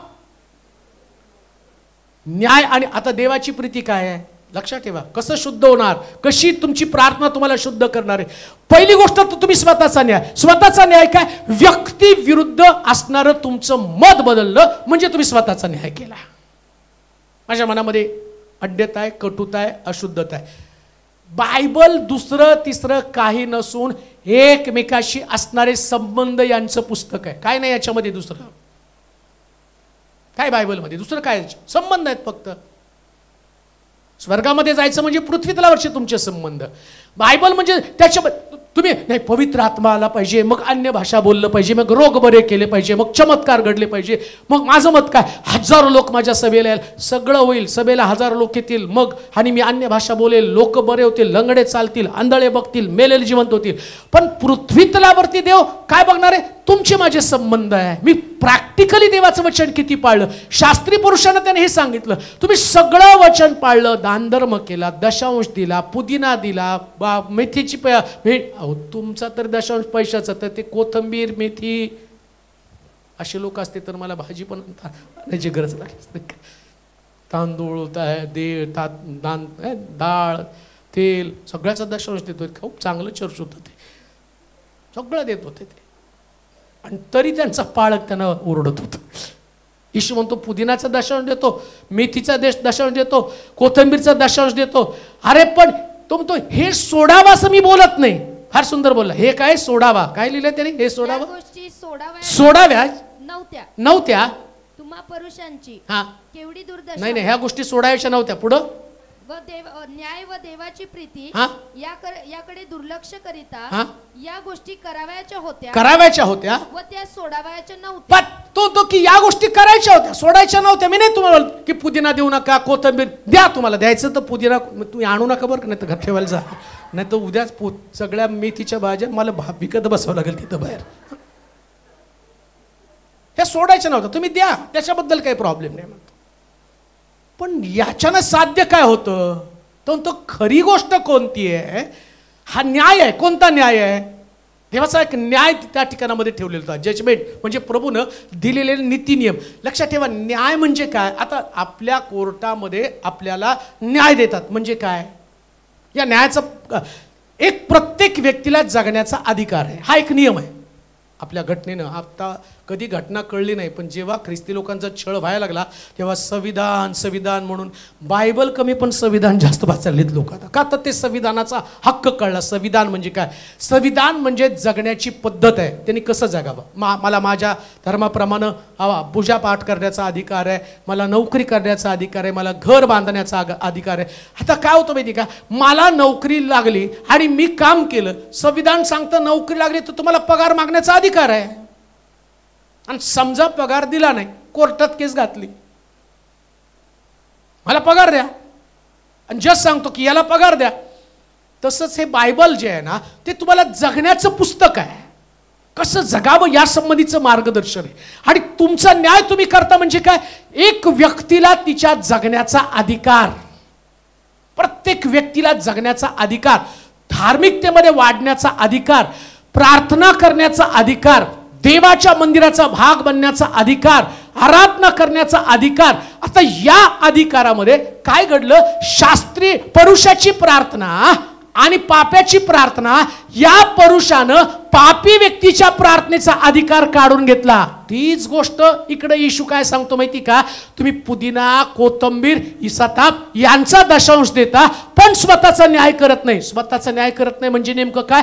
की तुम्ही काय केलं पाहिजे? कोणाच्या जगण्याचा अधिकार तर काढून घेत नाही ना, कोणाच्या प्रार्थनेचा अधिकार तर काढून घेत नाही ना, कोणाला देवाच्या जवळ येण्याचा अधिकार तर काढून घेत नाही ना. तुमचे संबंध आणि तुमचे एकमेकावरचे संबंध, या संबंधानं तो व्यक्ती देवापासून दूर जाणं, हा देवापासून दूर जावा किंवा तो व्यक्ती प्रभूमध्ये टिकावा, हा त्याचा अधिकार तर तुम्ही काढून घेत नाही ना. म्हणून तो काय म्हणतो? अरे पुरुषा, तू बाहेरून स्वतःला जास्त साफ करतो. लुकाचं शुभवर्तमान 11 अध्याय 37 वचन वाचा बरं. तो बोलत आहे इतक्यात एका पुरुषाने त्याला आपल्याकडे भोजनास येण्याची विनंती केली. मग तो आत जाऊन भोजनास बसला. त्याने भोजनापूर्वी हातपाय धुतले नाही असे पाहून पुरुषाला आश्चर्य वाटले. एक गोष्ट ध्यानात ठेवा, शुद्धीकरण करताना कोण काय करतं आणि कोण काय करत नाही याच्याकडे बघायचंच नसतं. आम्ही म्हणाल का? आता बघा, लोक येशूकडे बघत होते म्हणून बाकीच्याला सोडतील का? पुरुष धार्मिक लोक आहेत. धार्मिक लोकांचा प्रॉब्लेम हाच आहे, ते कायम हातात बायबल घेऊन फिरतात. आणि ते कशासाठी माहिती का? तारण व्हावं म्हणून नाही, तारणापासून दूर जावीत म्हणून. म्हणून येशू म्हटला, मी धार्मिकासाठी नाही आलो. मग कोणासाठी आलो? का येशूकडे बायबल नव्हतं? त्याला बायबल पाठ नव्हतं? अहो, तुमच्या वयाच्या 12व्या वर्षी त्यानं शास्त्री पुरुषांची बायबलमधनं बात केलेला आहे. प्रश्न तोच आहे, तुमच्याकडचा धर्मग्रंथ लोकांना दोषामध्ये पकडण्यासाठी का तुमच्याकडचा धर्मग्रंथ तुम्हाला शुद्ध करण्यासाठी? म्हणून तो मुद्दा होता, नियमशास्त्र पाप दाखवतं, धर्मग्रंथ कशासाठी? आमचं पाप दिसावं, शुद्ध व्हायचंय तर धर्मग्रंथाचा आधार, शास्त्राचा आधार तुमच्यातलं पाप तुम्हाला दिसावं याच्यासाठी असला पाहिजे, दुसऱ्याला नाही. त्यांनी येशूलाच पकडण्याचा प्रयत्न केला. येशू गुरुजी आहे, निकोदेमस त्याला म्हणतो उत्तम गुरुजी. आता गुरुलाच ते म्हणतात तुम्ही पाय धुत नाही का? आता उद्या उठून एखादं चर्चमधनं म्हणले, पाळत साहेब असं तसं तसं असं, मी म्हणेल बाबा 30 वर्ष हे मी सांगतोय, आता तू मला सांगतो का? आता तू मला सांगते का? का तर घडलं तसंच हो. ज्यांना वचन सांगायला बसलं तेच लोक येशूकडे नियमशास्त्र घेऊन आले. आश्चर्य वाटतं तुम्ही हे करत नाही, आश्चर्य वाटतं तुमच्याकडनं हे पाप घडतं, आश्चर्य वाटतं आणि तुम्ही बाहेरून आला आणि तुम्ही हातपाय धुवत नाही. कान देऊ नाही का?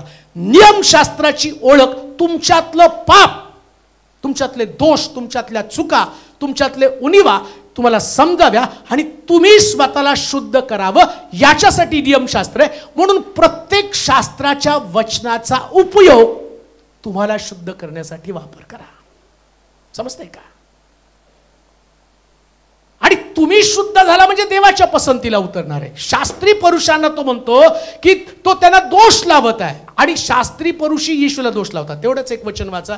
अजून मला 3-4 मुद्दे होते पण जाऊ द्या आता. हां, मग त्यानं भोजनापूर्वी हातपाय धुतले नाही असे पाहून पुरुषाला आश्चर्य वाटलं. परंतु प्रभूने त्याला म्हटलं तुम्ही परुषी ताटवाटी बाहेरून स्वच्छ करता, पण तुमचा अंतर्भाग जुलूम व दुष्टपणा यांनी भरला आहे. त्यांनी आता यांनी एकदम साधं वाक्य बोलले बरं का. येशू बघा कसं बोलतो तो आणि कसं झोंबण्यासारखं बोलला बघा तो. हे म्हटले यांनी सहज, प्रभूजी हातपाय नाही धुतले का? हात धुवून बसले असतात तर बरं झालं असतं. मला कोणीतरी म्हटलं पाहिजे हात धुवून, मी हे डायलॉग मारला पाहिजे, दुसरे जेवायला बोलवायचे नाहीत. येशूला जेवायला बोलवलं आणि येशूला ते म्हटलं की तुम्ही ताटवाटी धुतली नाही, हात धुतलं नाही. आणि येशू काय म्हणतो माहिती का? ज्या घरात जेवायला बोलवलं त्यांचीच बिन पाण्याने. काय बोलला ते तो त्यांना सांगतो, तुम्ही परुषी ताटवाटी बाहेरून स्वच्छ करिता. हा, बाहेरून ताटवाटी स्वच्छ करता, पण तुमचा अंतर्भाग म्हणजे तुमचं अंतःकरण कशाने भरलो? जुलूम व दुष्टपणा. कशाने भरले? जुलूम व दुष्टपणा. जुलूम. आता काय जुलूम आणि काय दुष्टपणा त्याच्या खाली वाचा. हा, यांनी भरलेला आहे.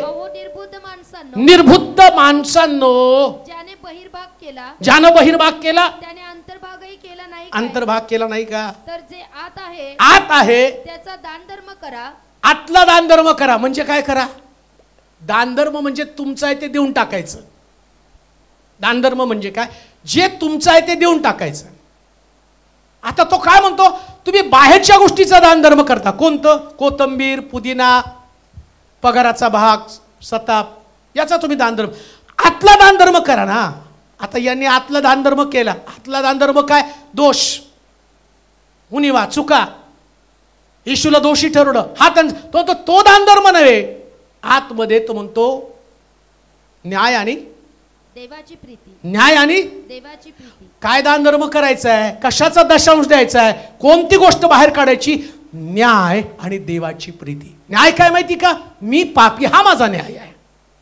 देवाची प्रीती काय, प्रीती सहनशील, प्रीती परोपकारी, प्रीती हेवा करत नाही, प्रीती बडाई मारत नाही, हे देवाची प्रीती आहे. प्रीती उपकार स्मरत नाही. आणि प्रीती काय करते, दैवी प्रीती एकमेकाला जोडून ठेवते. ज्याला शुद्ध व्हायचं त्यानं स्वतःचा न्याय करायचा. मला वाईट वाटतं की फक्त 3 मुद्दे मी तुम्हाला सांगितले. शुद्धीकरणाच्या प्रार्थनेमध्ये जर तुम्ही पाहिलं तर पहिला मुद्दा मी पाहिला, देवाच्या करुणेमुळे आमचे अपराध दूर होतात. आपल्या पापाचा हिशोब आम्ही देवाला द्यायचा आहे. तिसरी गोष्ट, प्रत्येक पाप व्यक्तीविरुद्ध नसतं, देवाविरुद्ध ते पाप असतं. आणि म्हणून लक्षात ठेवा, आम्ही प्रत्येकानं ही गोष्ट जाणीव ठेवून रोज प्रार्थना केली तर तुम्ही स्वतःचं शुद्धीकरण करणारे लोक बनत आहात. आपले डोळे आपण बंद करू, आपल्या जागेवरती उभं राहूया, आपल्या मान आपण झुकूया, आपली मस्तकं आपण लावूया. प्रभूचं वचन आपल्याकडे आलेलं आहे. खरंच आम्हाला शुद्धीकरण करायचं का, हा मुद्दा आज आमच्या समोर आहे. आम्ही जन्माचे पापी आहोत,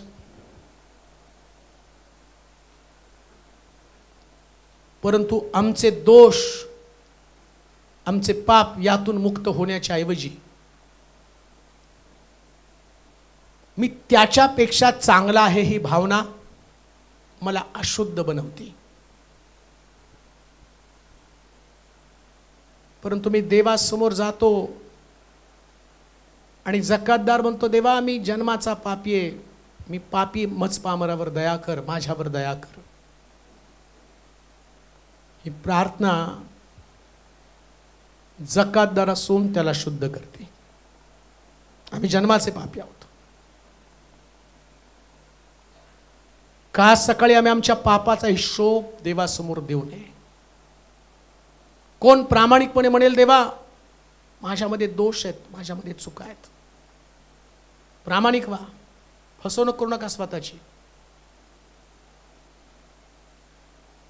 जो आवाज तुमच्या कानावरती पडतो की तुम्ही निर्दोष आहात, तुम्ही चांगले आहात, तुम्ही इतरांपेक्षा चांगले आहात, तो फसवा आवाज आहे. तो तुम्हाला आत्मिक जीवनामध्ये अशुद्ध बनवण्याचं काम करत आहे. पण एक आवाज आतून येतो आणि तो आवाज तुम्हाला येऊन सांगतो की तू चूक आहेस, तुझ्यामध्ये अपराध आहे, तुझा दोष आहे. हा आवाज पवित्र आत्म्याचा आवाज आहे. एक एक पाप देवासमोर कबूल करणं याच्यासारखी सुंदर गोष्ट कोणती नाही. का तर ही कबुली तुम्हाला शुद्ध करणार आहे. कबूल करा. कोणतंही पाप व्यक्तीविरुद्ध पाप नाही, ते देवाविरुद्ध पाप आहे. प्रत्येक पाप देवाविरुद्ध आहे. बिघडलेले नाते संबंध, ते पारिवारिक असतील, शेजारी असतील, कामाच्या ठिकाणी असतील, मंडळीमध्ये असतील, हे पाप व्यक्तीविरुद्ध नाही, ते देवाविरुद्ध पाप आहे. कोणाविषयी माझ्या मनामध्ये द्वेष, मत्सर, राग, हे माझं व्यक्तिगत पाप नाही, ते देवाविरुद्ध पाप आहे.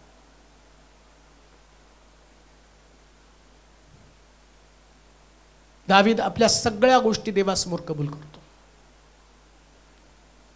हे जिवंत, गौरवशाली, अतिशुद्ध आणि पवित्र देवा, तुझी स्तुती करतो, तुझ्या पराक्रमी गौरवी नावाला धन्यवाद देतो. आमच्या प्रार्थना तर त्या पुरुषासारख्याच प्रार्थना आजपर्यंत मी तुला सादर केल्या. मी त्याच्यासारखा नाही, मी तिच्यासारखी नाही. ना मला त्याच्यासारखा, ना मला तिच्यासारखं, मला माझ्या प्रभूसारखं बनायचं आहे. तो पवित्र आहे, तो शुद्ध आहे. हे विचार आमच्या डोक्यातनं काढून टाक. आज आम्हाला आमच्या स्वतःचा न्याय करण्यासाठी हे पवित्र आत्म्या आमची मदत कर. जे हृदय प्रभूला पसंत नाही असलं हृदय आमच्यातनं काढून टाक. जी प्रार्थना प्रभूला पसंत नाही अशी प्रार्थना आमच्या मुखातनं बाहेर पडू देऊ नकोस. अशी प्रार्थना मुखातनं बाहेर पडू दे ज्या प्रार्थना मला शुद्ध करणार आहेत. तुझे लोक दुरून या ठिकाणामध्ये आलेले आहेत माझ्या देवा. फार आशा घेऊन, फार विश्वासानं त्यांनी तुझ्या मंदिरात पाऊलं टाकलेली आहेत. आणि माझा विश्वास हा आहे की त्यांना तू रिक्त पाठवणार नाही. त्यांच्या प्रार्थनेची उत्तरं त्यांना दे. त्यांच्या जीवनामध्ये प्रभूचं मोठं कार्य त्यांना पाहायला मिळू दे. जे बांधकाम चालू आहे तुझी कृपा त्याला पुरव. लवकरात लवकर ते पूर्णत्वात जाऊ दे. मंदिर तुझ्या महिम्यानं भरलं जाऊ दे प्रभूची. या मंदिरामध्ये येणारे लोक पुरुषांसारखे नव्हे तर त्या पापी जकातदारासारखे लोक स्वतःला शुद्ध करणारे आणि पवित्र करणारे असू दे. अशाच प्रार्थना या मंदिरात होते. अशाच प्रकारचं व्यक्तिमत्व या मंदिरात घडू दे प्रभूजी. हे मंदिर तारलेल्या लोकांनी भरलेलं मंदिर असू दे. प्रत्येकाचं तारण, प्रत्येकाचा उद्धार, देवाच्या जवळ जाणारं, देवाच्या जवळ नेणारे लोक अशा प्रकारचे त्यांना घडव. कामगारांना शक्ती, ताकद, सामर्थ्य पुरव. लवकरात लवकर हे भवन बांधलं जावं. लोक आशा लावून बसलेले आहेत. आम्हाला येऊन पाहायचंय तुझं मंदिर. कसं प्रभूनं कृपा पुरवली. तो दिवस लवकरात लवकर येऊ दे प्रभूजी. ज्याच्यासाठी आमचे सारं कष्ट, त्रास आम्ही सहन करत आहोत. गावोगावी जाऊन फिरून तुझ्या मंदिरासाठी निधी जमा करणं, लोकांना प्रोत्साहित करणं, याच्यासाठी गेली 3 वर्ष मोठं कष्ट केलं जात आहे. त्याचं प्रतिफळ याच नेत्रांनी मला पाहायचंय, याच डोळ्यांनी मला पाहायचंय प्रभूजी. काय गमावलं, काय माझ्या हातातून निसटून गेलं याच्याकडं माझं लक्ष नाही, तर प्रभूचं बांधलेलं वैभवी मंदिर याकडं आमचं लक्ष लागलेलं आहे. त्या मंदिरामध्ये येणारे लोक, त्यांचं तारण, पवित्र आत्म्याचं उतरणं, शेखेना गौरव, प्रभूची महिमा, ते सगळं नजरेला पडू दे प्रभू. त्यासाठी आम्ही त्याग, बलिदान सर्व काही करत आहोत. आणि माझा विश्वास आहे याचं प्रतिफळ म्हणूनच महाराष्ट्रामध्ये हे एक मंदिर, एक वैभवी मंदिर बनलं जाणार आहे. तुझी स्तुती करतो प्रभूची. मला विटा एकत्र नको आहेत, मला भिंत एकत्र नको आहेत, लोकांची मनं एकत्र असू दे. दोष देणारे स्वभाव प्रत्येकातनं काढून टाक. एकमेकाला उचलून धरणारे स्वभाव निर्माण कर. आभार मानतो, तुझी स्तुती करतो प्रभूची. आज बाप्तिस्मे झालेत, परंतु माझी प्रार्थना असेल लवकरात लवकर बाप्तिस्म्याचा हौद बांधला जावा. का तर पुष्कळ लोकांना यायचंय. पुढच्या बाप्तिस्म्यापर्यंत चांगला मोठा हौद बांधला जावा, ज्याच्यामध्ये लोकांना बाप्तिस्म्यासाठी कुठलीच अडचण येऊ देऊ नकोस. त्यासाठी देखील तू आमचं सहाय्य कर. धन्यवाद देतो. ज्या गरजा आहे गौरवानं पूर्ण कर प्रभूजी. मोठे मोठे खर्च आहेत, परंतु पुरवठा करणाऱ्या देवाकडे मी पाहत आहोत. जे काही जालन्यामध्ये गेल्यावर त्या ठिकाणच्या लोकांनी मोठ्या उत्स्फूर्तपणे तुझ्या मंदिरासाठी दिलं, त्यांना तू आशीर्वादित कर. अजूनही जे लोक देत आहेत त्यांच्या गरजा पूर्ण कर, समृद्ध कर माझ्या देवा. आणि एक सुंदर वास्तू प्रभूच्या वास्तव्यासाठी, त्याच्या उपस्थितीसाठी तयार कर. पुन्हा एकदा तुझी स्तुती करत तुला गौरव देत येशूच्या नावात ही प्रार्थना विनवणी केली म्हणून तो एक आमेन. आता देवबापाची प्रीती, प्रभू येशू ख्रिस्ताची कृपा, पवित्र आत्म्याची सहभागिता तुम्हा सर्वांबरोबर आता आणि सदा सगळा असो. आमेन. ज्यांना प्रार्थने